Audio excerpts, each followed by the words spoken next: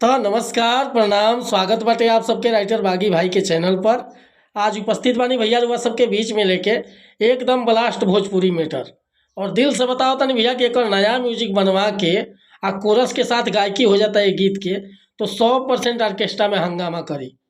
तो चलिए देर न करते हुए मैटर के शुरुआत कल जा कि कैसे गावे के बा, का एक धुन बा, का लय बा। लेकिन वीडियो स्टार्ट कर से पहले भैया एगो बात बतावल चाहो कि रुआ अगर नया सिंगर बानी आ सिंगिंग में इंटरेस्ट बा, अच्छा मैटर के तलाश में भटकतानी, सही गीत नहीं खे मिलत, बढ़िया तुकबंदी नहीं खे मिलत, मन पसंद के मैटर नहीं खे मिलत, तो भैया अगर हमरा चैनल पर आ गई बानी तो निश्चिंत रही, निराश भइला के जरूरत नहीं खे। रउआ जैसन भी मैटर चाहत हो कब लिखवावे के बिल्कुल उचित चार्ज पर हुआ के फर्स्ट क्लास के मैटर मिली भैया।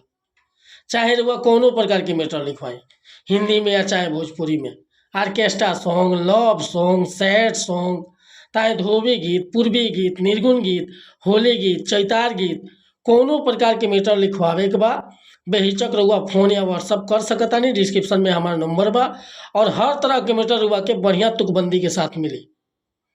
तो कहल चाहब कि चैनल पर नया बन तो चैनल के सब्सक्राइब कर ली, बेल आइकन प्रेस कर ली, ताकि हर रोज रुआ नया मैटर सुने के, देखे के और गावे के मिलत रही भैया। आज के गाना बाटे एगो औरतिया अपना पति से तंग बिया। देखी का कहतिया, अरे साझा के बोतल लेके भट्ठी पसे आवेला, भट्ठी पसे आवे सखी, भट्ठी पसे आवेला। हाँ, साझा के बोतल लेके भट्ठी पसे आवेला कि भट्ठी पसे आवे सखी, भट्ठी पसे आवेला। आ खोली के ढक्कन पैग ढोणी में बनावेला। हाँ, खोली के ढक्कन पैक ढोणी में बनावेला।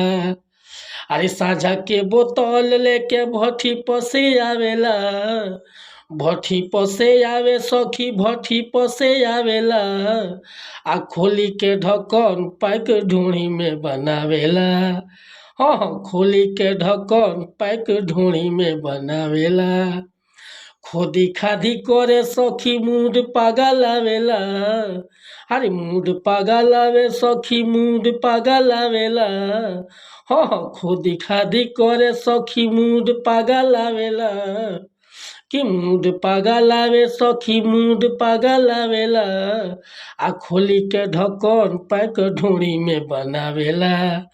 हे हो, खोली के ढक्कन पैक ढोणी में बनावेला।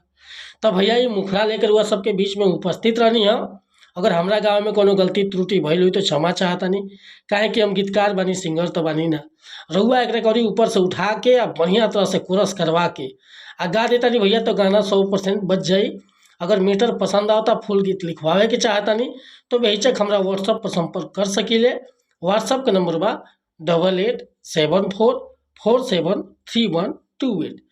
कोनो प्रकार के मैटर लिखवावे खतरा चाहे नया म्यूजिक बनवावे खतरा संपर्क कर सकतनी भैया। वीडियो पसंद आए तो एगो लाइक करब, कमेंट करब आ चैनल पर नया होखे तो चैनल के सब्सक्राइब कर ले। मिलत नहीं अगला वीडियो में कुछ नया गाना के साथ, तब तक क्लियर मती चाहता नहीं। नमस्कार प्रणाम धन्यवाद भैया। जय हिंद जय भारत।